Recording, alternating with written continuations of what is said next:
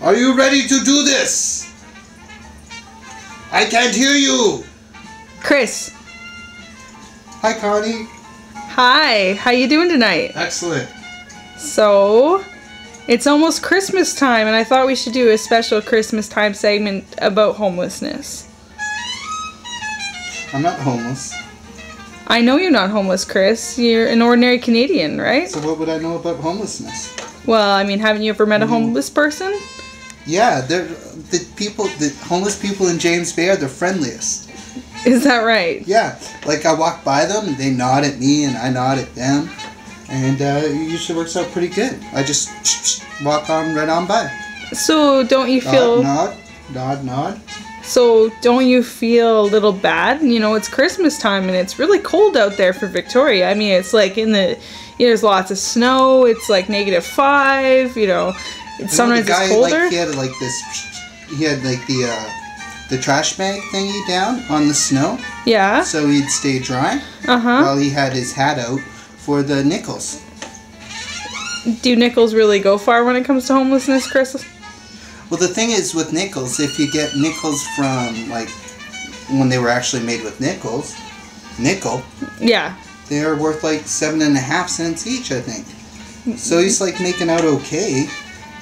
Well, as long as he sorts his change. I don't think he's getting 7.5 cents for his nickels, Chris. What do you think he is getting with his nickels? I'm not sure, but don't you feel bad for the fact that he doesn't have anywhere to sleep that's inside? I mean, not on a garbage bag. I don't... Garbage bag, you know? I'm sure he's got a sleeping bag.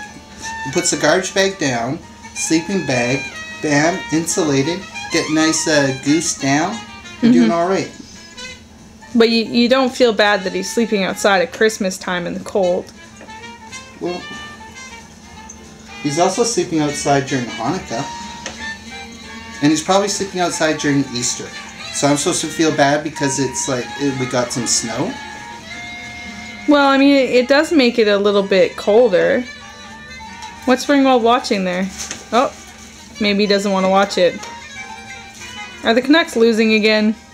The Canucks are always losing. But this is like the classic Canuck loss of all times. Not only did we lose this game, the guy who beat us in this game, we like gave him a lot of money to ruin our team.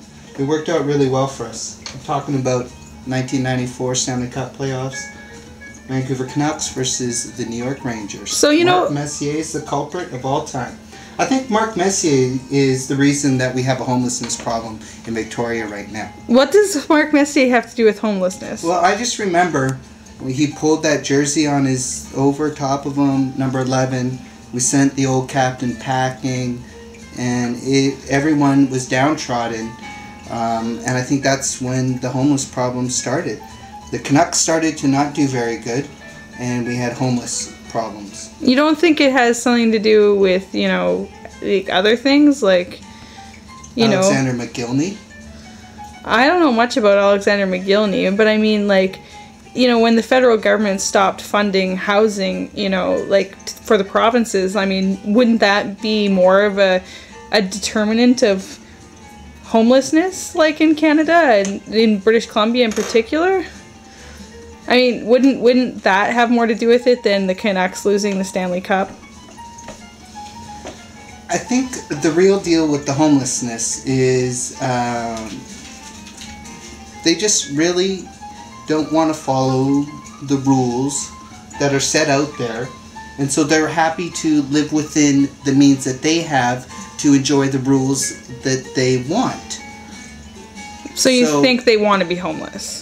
I'm thinking they want to live within the rules that they create, and that in order for that to happen, they have to be homeless. Okay. Until they figure out a way to make more than just nickels. Okay, Chris. So you don't feel bad about homelessness? Bad? No. I think if I feel bad, then that'll just make them feel worse.